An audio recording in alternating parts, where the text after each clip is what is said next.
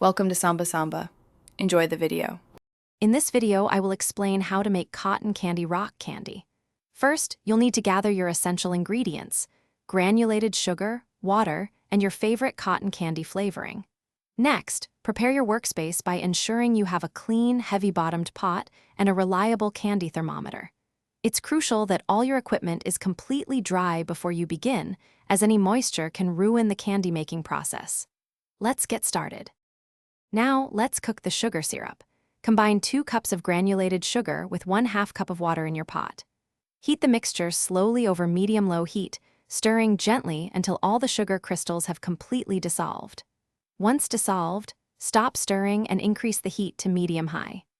Allow the syrup to boil without stirring until your candy thermometer reads exactly 300 degrees Fahrenheit, which is the hard crack stage.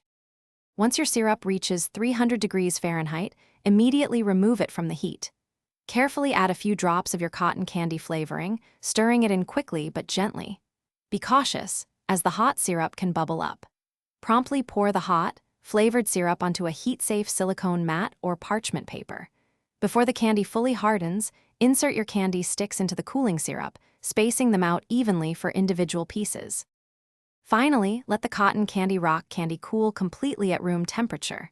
This can take several hours, so be patient. Once fully hardened, you can carefully break the large sheet of candy into smaller, more manageable pieces. Store your delicious homemade rock candy in an airtight container to maintain its freshness and prevent stickiness.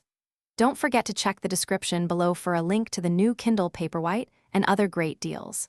Enjoy your sweet treat. Thanks for watching. Consider subscribing if we helped you.